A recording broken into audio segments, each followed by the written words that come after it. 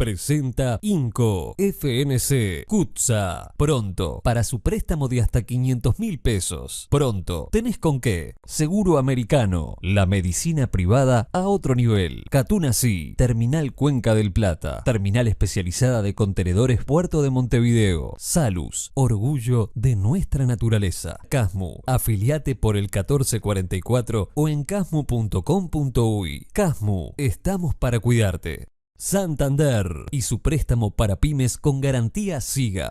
SACEM, 70 años siendo protagonistas de las grandes obras de Uruguay. SWAT, consulta con especialistas sin demoras en Clínica del Estadio de SWAT. Y Plan Inteligente de UTE. Hacé la prueba, entrá al simulador y pasate sin costo. UTE, la energía que nos une. Buenas noches, gracias por estar ahí. Estamos en La Mira, estamos en BTV y hoy tenemos el gusto de recibir al líder de Cabildo Abierto y el senador Guido Manini Ríos. Senador, muchas gracias por estar. Gracias a ustedes, buenas noches a toda la audiencia. Algunos miembros de Cabildo, en el derrotero de los últimos meses, digamos, han hecho algunas declaraciones polémicas sobre el llamado pasado reciente. Le quiero hacer un par de preguntas sobre eso. Usted, obviamente, como militar, debe haber estudiado muchos de los conflictos armados que hubo en el mundo, ¿no? Y en muchos aparece la tortura, como una manera de obtener información, en fin. Desde el punto de vista bélico, ¿se justifica la tortura? Mire, lo que le voy a decir no se lo voy a decir porque estoy en la política, porque es lo políticamente correcto.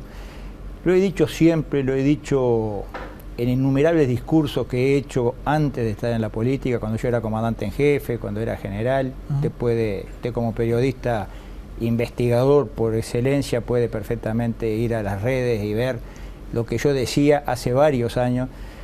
Todo aquello que signifique una violación a los derechos humanos, estoy en total desacuerdo. Yo no creo que sea un método válido, por más que se haya aplicado en todos los escenarios de guerra, o en casi todos al menos, que lo apliquen hoy de repente, como han habido denuncias de los presos en Guantánamo, por ejemplo, y lo aplica la primera potencia del mundo. No digo hoy, pero hace pocos años. Es decir, creo que la tortura es un método deleznable que no se puede jamás compartir. ¿Cómo puede ser que un hombre como usted, que hizo toda la carrera, el ejército se nutre de uruguayos, ¿no? Y no son distintos, son, ¿no?, el hijo del vecino. Yo tenía en el barrio un amigo que se recibió del Férez, después le perdí la pista. ¿Cómo puede ser que se haya llegado al punto de que uruguayos contra uruguayos desaparezcan niños, desaparezcan personas? ¿Qué reflexión lo ha llevado a pensar de por qué se llegó a eso? Yo creo que hay que mirar la película completa. Es todo un proceso que va llevando a un estado de comportamientos como lo que usted dice. Mire, vuelvo a lo que le dije recién. Usted es un investigador.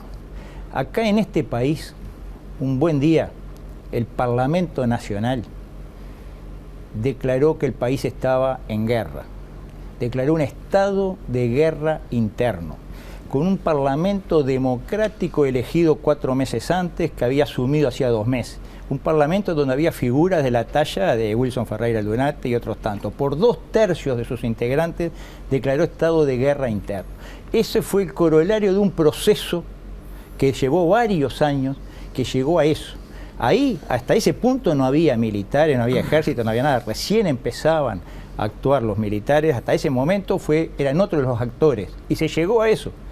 Entonces, todo estaba distorsionado. Todo el ambiente, todo el escenario se distorsiona y se llega a conductas que en tiempos normales, que hoy son inconcebibles, inaceptables, pero que en aquel momento se fueron produciendo como una concatenación de hechos que terminan en esos hechos lamentables. Habría que investigar bien cómo se llega a que un parlamento democrático declare un estado de guerra en un país como el Uruguay, ¿A usted le parece que eso estuvo que el Parlamento no debió haber votado eso en aquel momento? ¿Usted piensa eso hoy a la distancia? No hay que usted dice la situación que generó eso. No hay que mirar la historia está bien. De hace 50 años con los ojos de hoy. Si el Parlamento lo votó y ahí estaba representado el pueblo uruguayo, era porque obedecía a una realidad. Eso sin lugar a dudas. ¿Y esa realidad justificaba una dictadura? Nada justifica una dictadura. Una dictadura es un fracaso en la vida institucional de un país. En este país hubo muchas dictaduras. Algunas, la historia posterior las considera buenas. Yo le menciono una, la de Cuestas, por ejemplo, en el año 98, que contó con el apoyo de José Valle Ordóñez. Esa fue una dictadura buena, jamás se la criticó y, disolvió un parlamento democráticamente elegido de acuerdo a la constitución de la época, instaló un consejo de Estado, fue una dictadura en toda la ley. Y sin embargo, hubo otras. Entonces, cualquier quiebre institucional es un fracaso del sistema de instituciones que los uruguayos nos dimos. El violar la Constitución es, sin lugar a dudas, violar la voluntad del pueblo uruguayo. En aquellos años se generó un vínculo entre el MLN, presos, los tupamaros que estaban presos, y algunos oficiales, y juntos investigaron ilícitos económicos.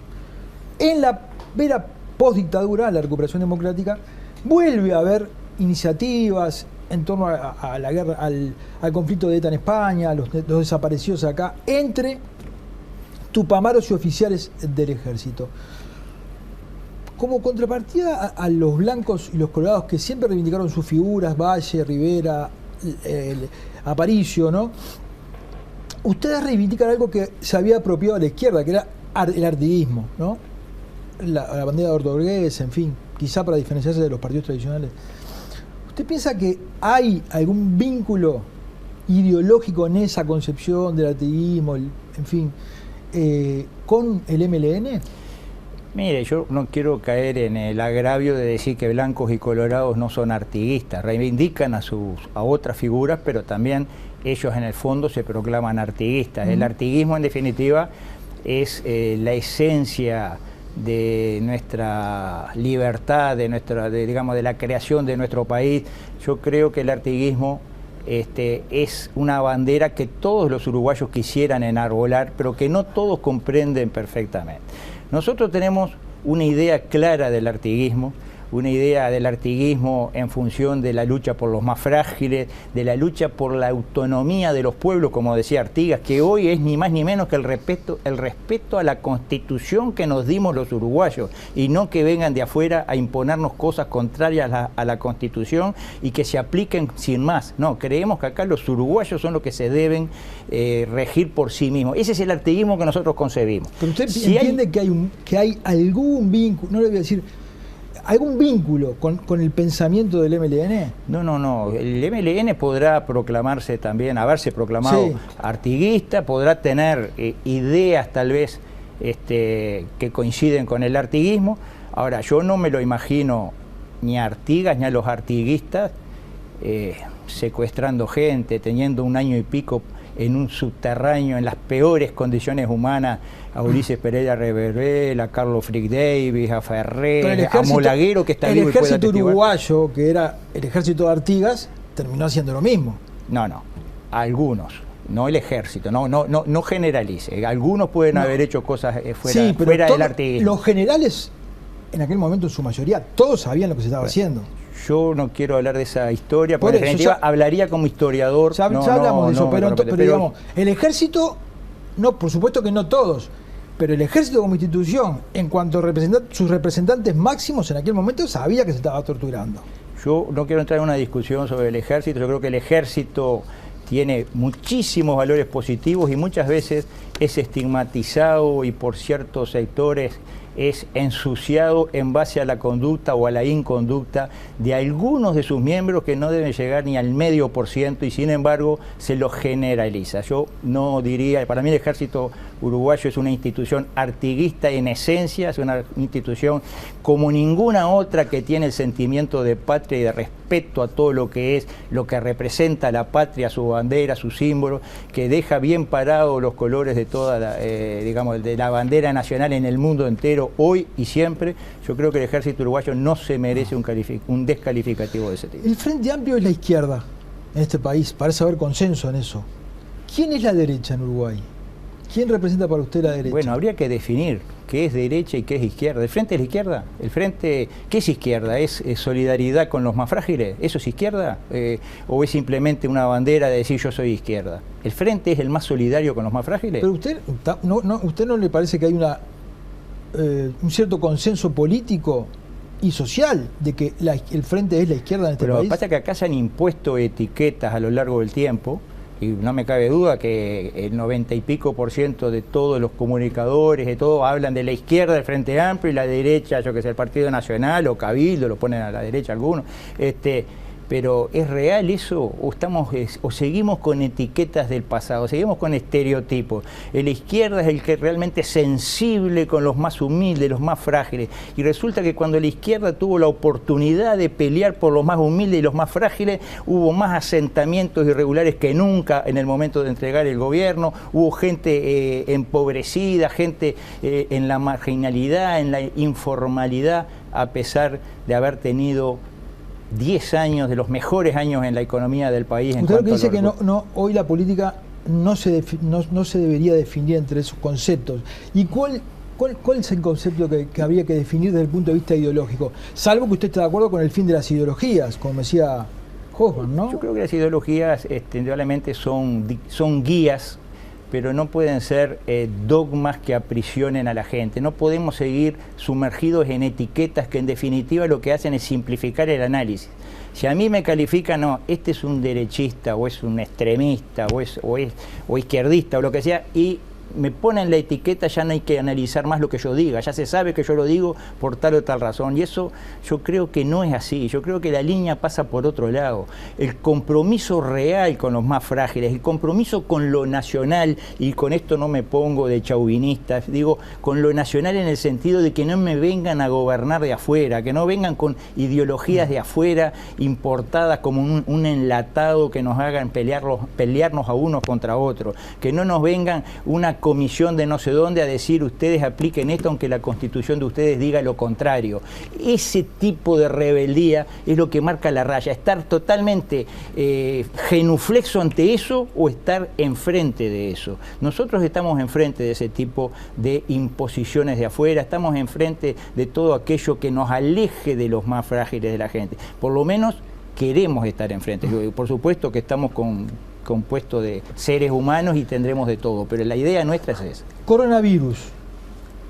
Cabildo Abierto, a través del ministro de Salud Pública, expresó en el Consejo de Ministros la necesidad de hacer algo más a lo que el gobierno venía haciendo.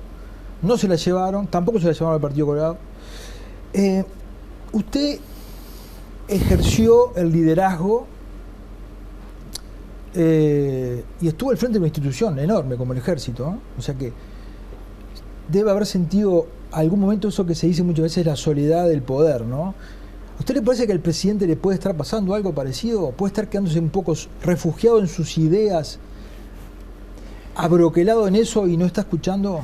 Yo creo que eso es un riesgo de que ocurra, le suele ocurrir a los gobernantes. No quiero atribuir que eso le está ocurriendo hoy al presidente. El presidente está asesorado, tiene su equipo de asesores, le ha tocado enfrentar una situación totalmente imprevisible que le trastocó totalmente sus planes de gobierno, todo aquello que había prometido en la campaña y todo fue trastocado a los pocos días de asumir.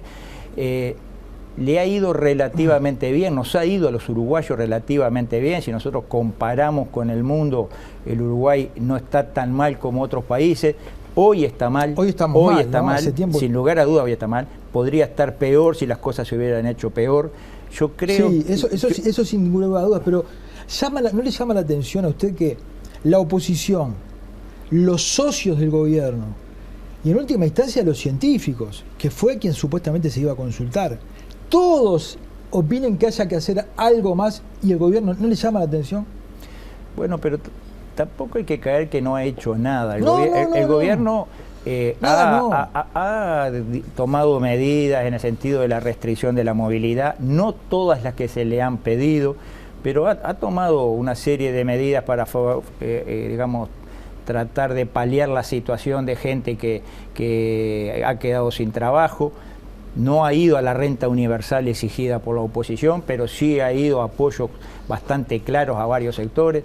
Yo no caería en eso de que el gobierno es insensible y que no ha hecho las cosas. Yo creo que el gobierno está haciendo muchas cosas, indudablemente tiene su óptica y muchas veces no coincide sus decisiones con aquello que otros le podemos llegar a sugerir o recomendar. Pero Cabildo ya no se plantó y no vuelve a insistir. No, Cabildo cada vez que puede hace propuestas. Nosotros indudablemente hubiéramos tomado alguna medida diferente en alguno de los temas, pero somos conscientes de que Cabildo votó el 11% de los votos, ¿no? Digamos, hay sectores que están hoy en el gobierno que tienen mucho más peso político por el peso del respaldo de la gente que tuvieron. No podemos pretender imponer todas nuestras ideas. Nosotros hacemos sugerencias, hacemos propuestas, proponemos distintas cosas y hemos entregado documentos con todo, pero a veces se toma lo que nosotros proponemos, a veces se toma una parte, a veces no se toma nada y nosotros lo aceptamos como el juego lógico en base al respaldo que cada uno de los sectores tiene. ¿Usted le haría...? Porque ahora después vamos a hablar en el documento de Cabildo Abierto, el programa de gobierno, se insiste mucho en respetar y tratar de poner en cada lugar a los especialistas en esos temas. ¿Usted le hubiera hecho más caso, digamos, a los científicos? Yo lo que no quiero dejar la idea de que acá se ha ignorado a los científicos, acá se los ha escuchado. La pregunta es otra, ¿no? Sí. La pregunta es si usted le hubiera hecho más caso a los científicos. Y bueno, tendría que estar en el lugar y tener todas las partes del rompecabezas que a veces yo no tengo. Acá hay que mirar todo el conjunto del tablero. Yo le digo, por ejemplo, el Ministerio de Salud Pública puede decir, acá hay que cortar toda movilidad, no puede salir más nadie de la casa. Lo dice desde el punto de vista de la salud pública. Por supuesto que eso es lo mejor para un Ministerio de Salud Pública o para ACE, lo que sea, que cuanto menos gente esté circulando es lo mejor. Pero a su vez, el que tiene toda la visión completa del gobierno, también ve lo que eso generaría en distintos sectores que se quedarían sin su sustento, sin su posibilidad. Entonces, darle más caso, hacerle más caso al GACH, bueno, siempre va a estar limitado por la otra parte. Yo honestamente tendría que tener la información completa para decir, bueno, en esto le hubiera dado un poco más de bola a Gómez. Este razonamiento que usted hace es el de un dirigente político, obviamente, que es socio del gobierno, pero la gente no hace este razonamiento, no tiene los elementos. Usted sabe que muchas veces corta grueso y a mucha gente se le han muerto familiares, ¿verdad? 2000 y pico de uruguayos muertos llevamos ahora. ¿Usted piensa que se va a pagar un costo político por todo esto? Más allá de que el gobierno, muchas veces se pagan costos aún haciendo las cosas bien, ¿no? ¿Usted piensa que se puede pagar un costo político? Bueno, es prematuro hacer ese tipo de análisis. Acá han habido varias pandemias, hubo una... Yo recuerdo, yo era director de sanidad del hospital militar cuando la H1N1 mató 1000 y pico de personas, no fue tan inocua, digamos. No generó ningún costo, ni siquiera se comunicaba diariamente los muertos, había otro ambiente, no había una psicosis como hay en esto, pero yo me acuerdo que fue importante la mortandad que estuvo y el efecto que estuvo, y nadie se le ocurrió pasarle la cuenta a Tabaré Vázquez, que era el presidente. Son, yo qué sé, situaciones que se dan. Es muy distinta esta, ¿no? Por la repercusión, pero lo que pasa es que hoy, a raíz de los medios y de las redes y todo, la gente está viendo también lo que está pasando del otro lado del charco, lo del otro lado del océano, en el norte. Nosotros vimos, yo recuerdo haber visto escenas de Nueva York con gente muriendo por no tener lugar en los CTI o por no tener lugar en los lugares de hospitalización. En Nueva York, la ciudad tal vez más importante del principal país del mundo desde el punto de vista de desarrollo, hecho, pasó eso hace pocos meses y lo veíamos todos, y lo vimos en Italia, y lo vimos en España, y lo vimos en otros lugares, y yo digo que la gente también se da cuenta, bueno, eso acá, si bien hay muchos que están anunciando que puede pasar, aún no ha pasado, entonces hay que ver cómo termina esto para ver si va a haber un costo político o no. Le confieso que usted que parece tiene muchos ribetes de venir a hacer una política distinta en algún sentido, posiblemente porque no ha sido político, pensé que iba más a defender más la idea de Cabildo Abierto, la posición de Cabildo Abierto, y no este cintureo que me está haciendo de tratar de no criticar al presidente, ¿no? Pensé que iba a defender más la posición de Salinas en el gabinete. Pero yo lo defiendo a Salinas y defiendo la posición de Cabildo Abierto a ultranza, por supuesto que sí, pero no puedo caer en la crítica a un presidente y a un gobierno que yo sé que están haciendo las cosas con la óptica de equilibrar todas las circunstancias para que la salida sea lo más rápida posible. Por supuesto que el tiempo dirá quién tiene la razón, el tiempo lo dirá, pero yo no puedo hoy por hoy tomar otra posición que la que estoy tomando. Vamos a una tanda y ya volvemos.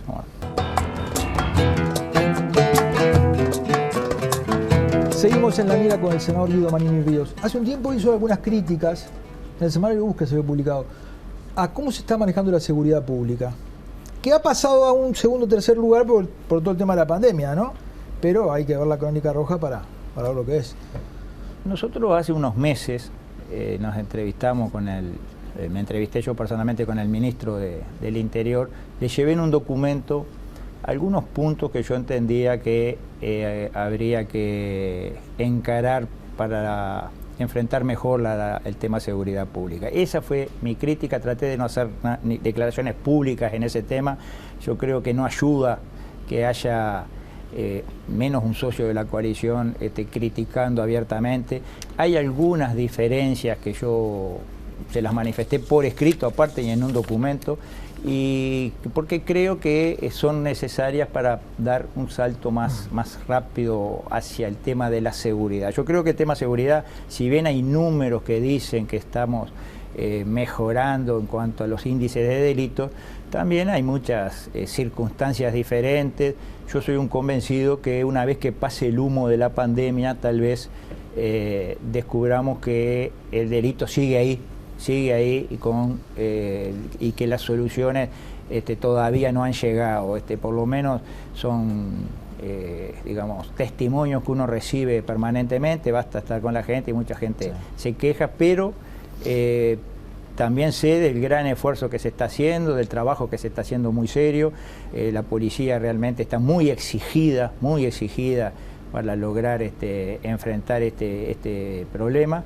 Y bueno, y no es bueno que uno esté, digamos, tirando palos o criticando esto o lo otro, si bien siempre hay cosas que yo entiendo que se pueden mejorar. Me llama la atención que como militar no es evaluado que esta guerra contra el narcotráfico ha gastado miles de millones de dólares y todos los índices, todos los que usted quiera, cantidad de adictos, cantidad de drogas, cantidad de plantillos, cantidad de todo lo que quiera, todos han crecido. ¿Usted no, como general, no cambiaría la estrategia? ¿O seguiría mandando a su ejército por el mismo camino que lleva hace 35 años y que nos vienen matando? Bueno, primero que nada... Le digo por la propuesta de Cabildo Abierto que va en el camino de seguir insistiendo con endurecer las penas. Fíjese una cosa, una abuela, 7 gurises, vendía marihuana y la daba para comer a los gurises. Y usted plantea que se la califique de homicidio especialmente agravado. ¿Se plantea quién? ¿Cabildo Abierto? ¿En dónde? ¿En el programa? En el programa. Ah, el programa de Cabildo Abierto. No lo estamos planteando en este momento. Bueno, pero está en el programa. Yo lo que le digo, primero que nada, no le llevo eso que no lo he evaluado, que no hemos hecho el análisis. Digo que no se ha evaluado. Lo hemos hecho el análisis. Me llama la atención. Acá el asunto es que ¿cuál es el camino alternativo? Usted en la vida tiene que decir, tengo tal solución y tengo tal alternativa. La otra, ¿cuál es?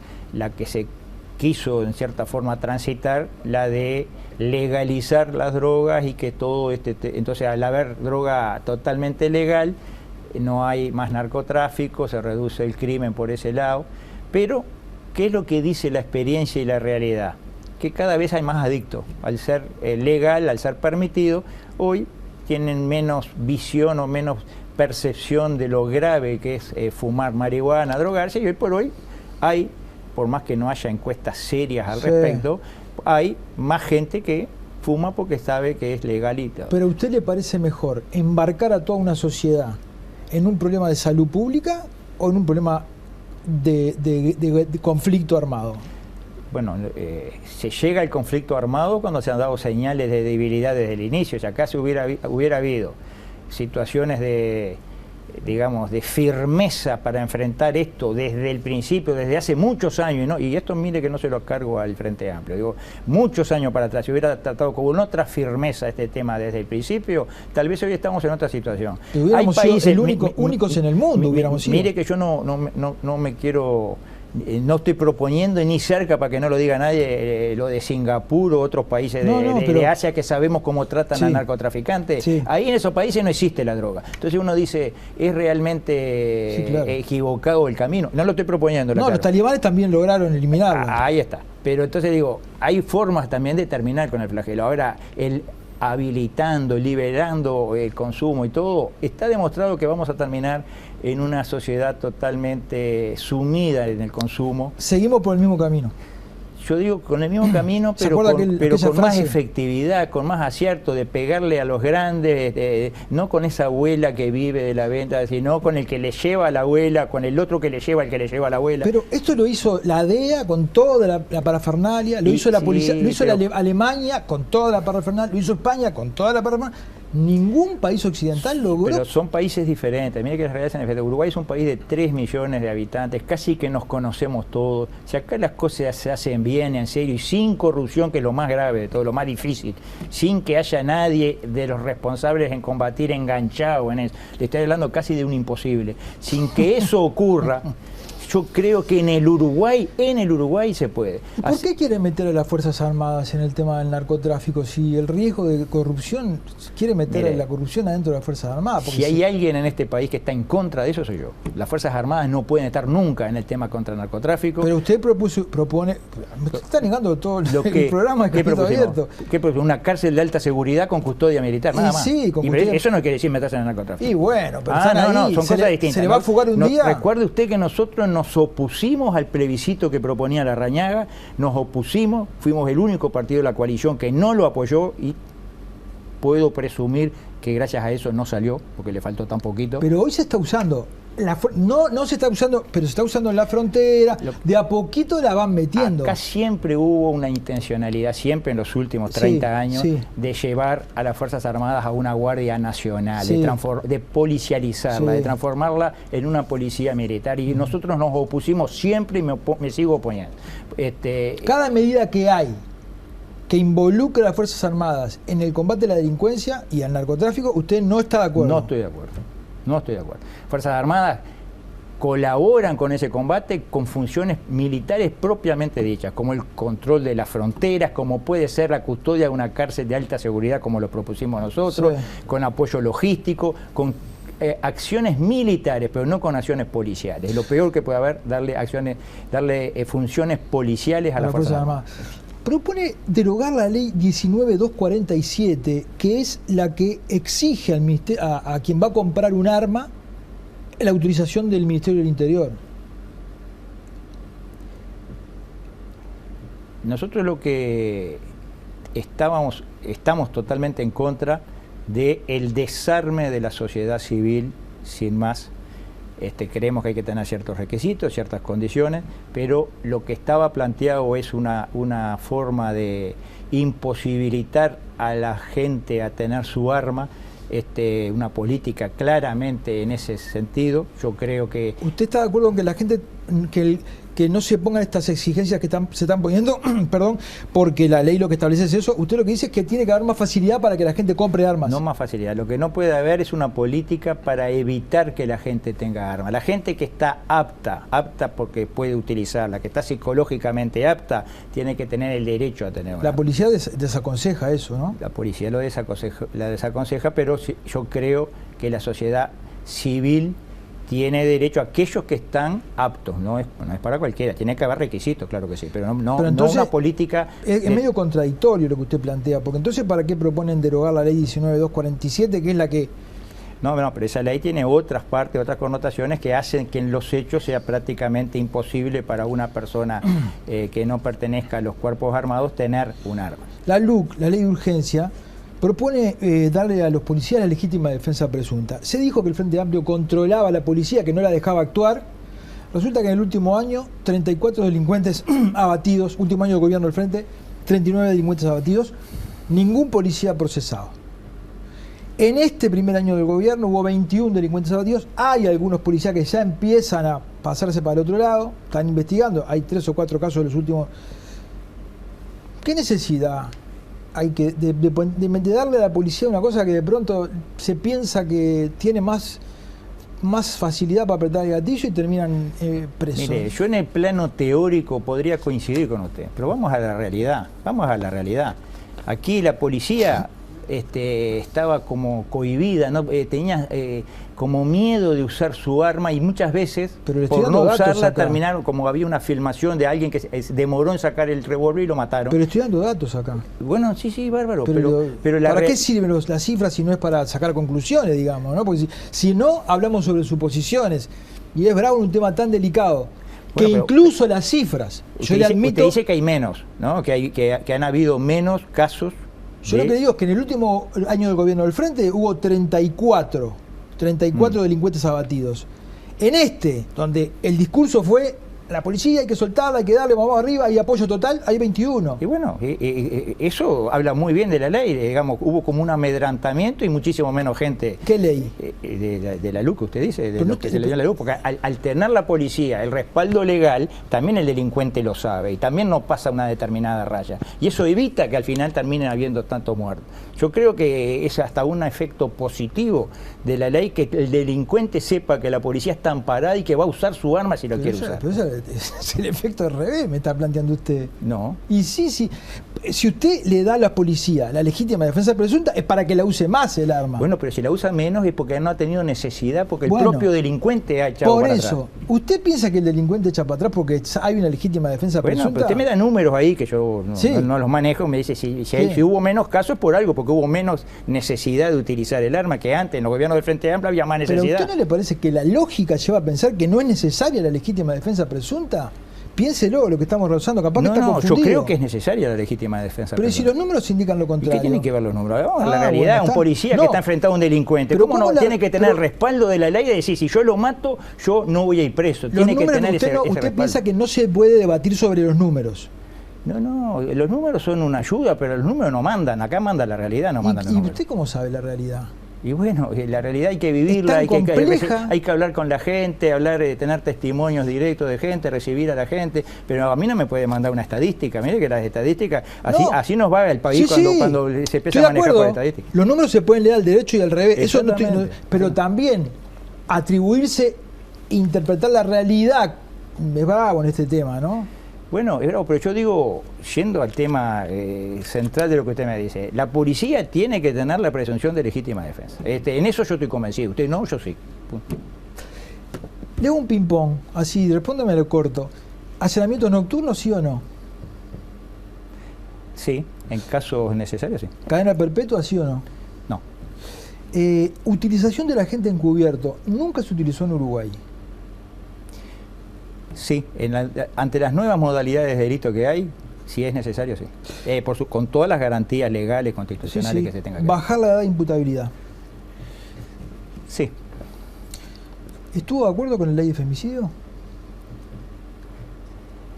Mire, estoy de acuerdo con el espíritu de la ley. Creo que genera una injusticia porque los muertos, sean del sexo que sea, son muertos igual, pero... Sí. ¿Tiene algo que ver esta posición que usted dice con esto? ¿Cómo es eso de que ahora hay un discurso que hasta la justicia, hasta los fiscales dicen hay que mirar los casos con perspectiva de género, ¿no? Usted ha dicho todo, la ideología de género, estamos en contra de esa idea. ¿Cómo es esa historia? Lo ¿Tiene un pasa poco que ver con esto? Es una distorsión de la cual poco a poco se va entrando y después como es lo correcto y de tanto repetirse se va imponiendo.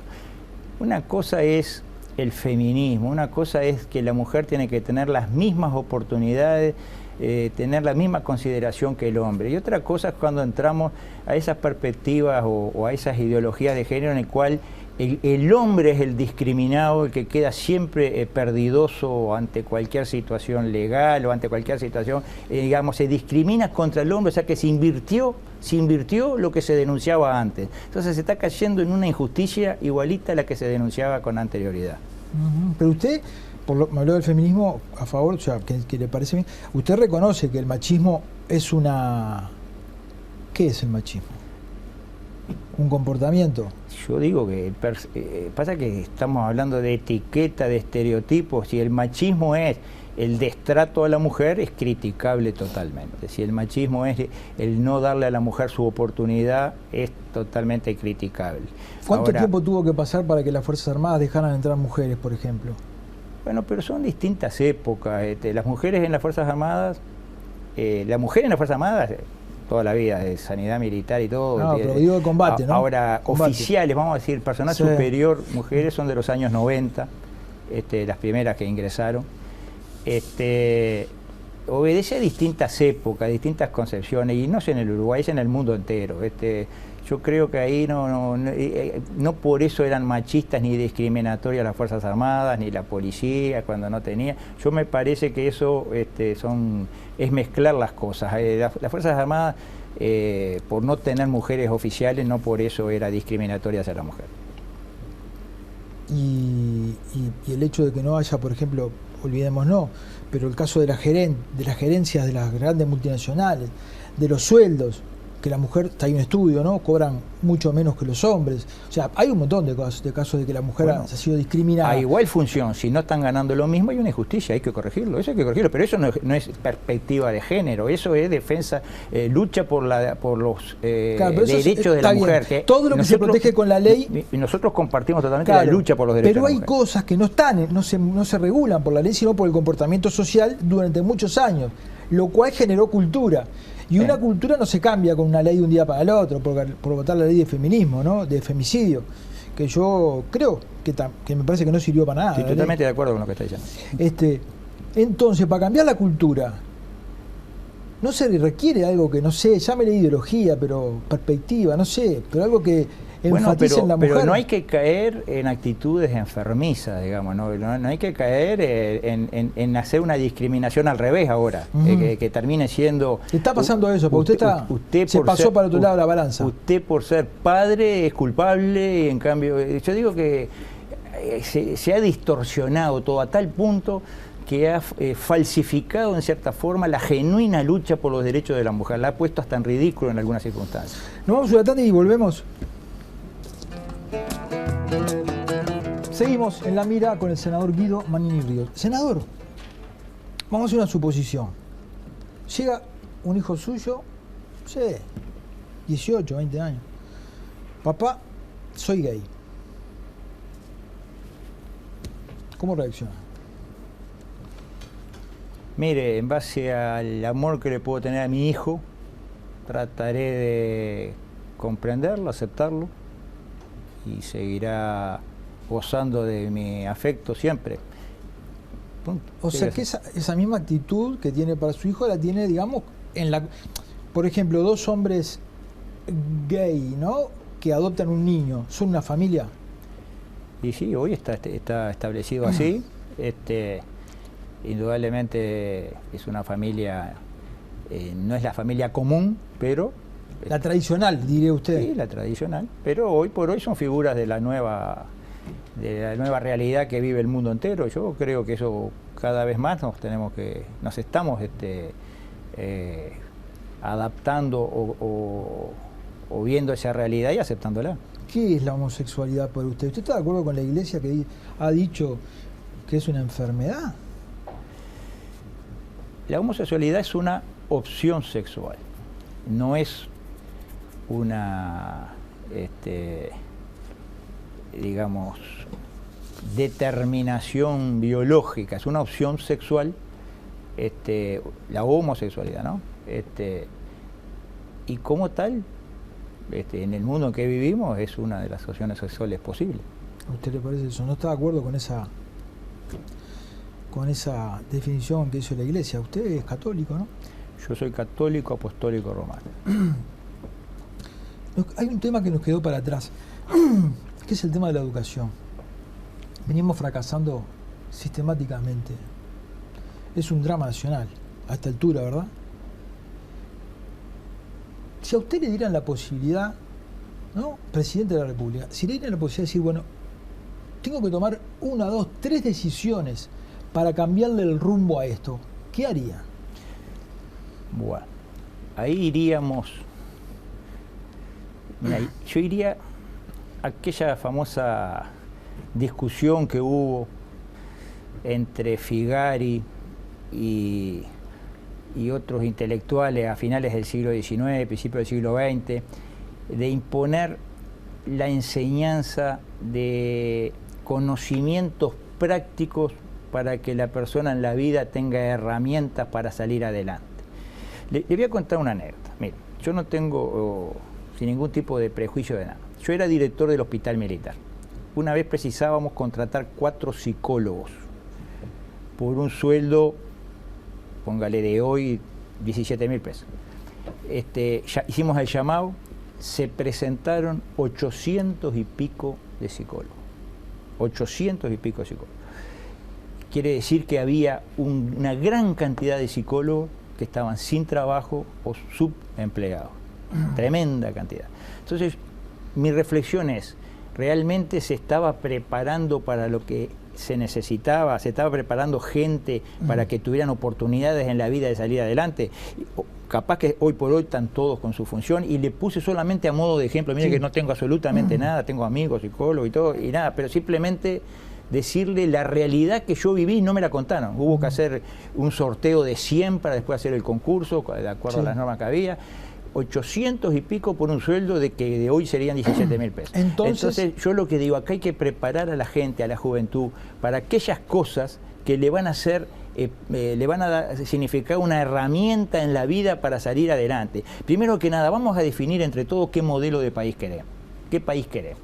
Es un país que va a fogonear e impulsar el mundo agropecuario, agroexportador y el comercio en función de eso y la preparación de la gente para eso. Vamos a tener en el sector del turismo determinadas actividades, vamos a tener un sector pesquero, ahora estamos trabajando en un plan de pesca pujante. Bueno, entonces vamos a preparar la gente para que sean funcionales a eso que el país necesita para desarrollarse en el futuro. Yo creo que ahí está el quid de los cambios que hay que hacer a nivel de educación. La educación hoy es un estruendoso fracaso, lo sabemos todo, porque no prepara a la gente. Los gurises salen, terminan el proceso de estudio, muchos de ellos abandonan antes, pero los que terminan sexto de liceo, los que terminan, descubren que no están preparados para la mayoría de las ofertas laborales que hay hoy en el mundo. Entonces, creemos que hay que apuntar necesariamente a eso, a generar oportunidades en los gurises que cuando salgan estén preparados para algo en la vida. Una definición previa de cuál es el camino que tiene que tomar el país, dice usted, y después ajustar a la educación para eso. Y después orientar la educación, que no sea... Pero tampoco, por más que si orientamos la educación a ese camino y nos siguen desertando 6 de cada 10... es un fracaso total. Sí, es un fracaso total. ¿Y qué hacemos? Y bueno, hay que hacer políticas agresivas en ese sentido. Hay que estimular a las familias que tienen a sus hijos en los centros de estudio. Yo sé que hay planes para ello, pero no son suficientes porque en definitiva no dan resultados. Y si no dan resultados hay que hacer el diagnóstico de por qué no dan resultados. Esta entrevista quedó, vio que le metí temas ideológicos, después le salté a temas programáticos. Me pasó por todo el bolillero y en forma desordenada. Y seguro. Y ahora lo vuelvo, porque no sabía cuánto me iba, que con el tiempo soy un desastre. Le vuelvo al tema ideológico. El nazismo mató muchísima gente, ¿verdad? Y es una ideología prohibida hoy. ¿Usted está de acuerdo con eso? Sí.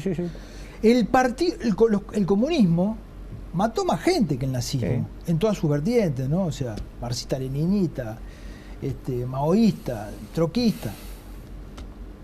Pero el Partido Comunista es legal. ¿Por qué?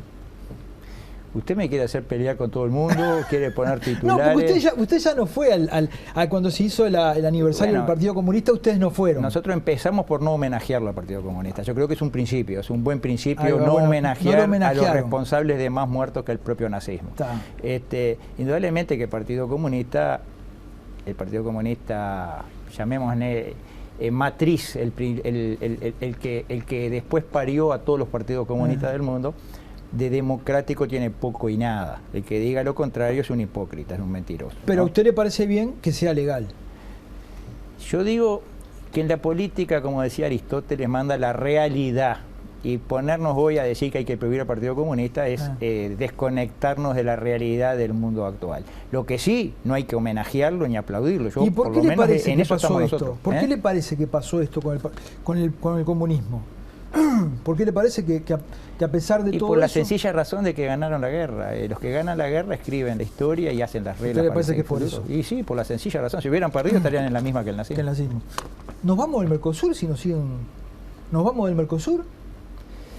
Si nos siguen encorralando, estamos en una jaula que no podemos ir para ningún lado. Y esperemos que no tengamos que irnos, esperemos que se flexibilice el Mercosur. Hoy por hoy hay una oportunidad de oro al estar Brasil la misma, pero mire que Brasil... Pero Brasil es el 80%. Sí, pero donde Brasil dice que sí, Argentina diga que no. Bueno, pero si Brasil dice que sí y Argentina dice que no, Brasil va a encontrar caminos para flexibilizarlo, digamos, entre comillas, de pesado. Pero, y bueno, y Uruguay, senador, no va a ser la primera vez que Argentina bloquea algo, ¿no? No va a ser la primera vez. Pero nunca contra Brasil. Nunca contra Brasil. Brasil en el Mercosur es palabra mayor. Pero entonces usted lo que dice es que ahora sí va a pasar.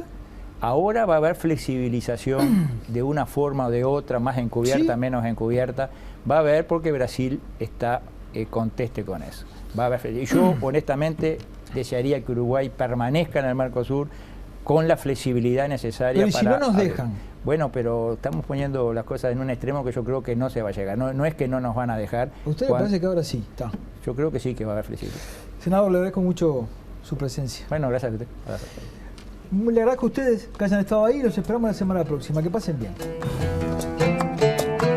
Es una presentación de Banco Santander y su préstamo para pymes con garantía SIGA. Santander, el banco que banca a las pymes.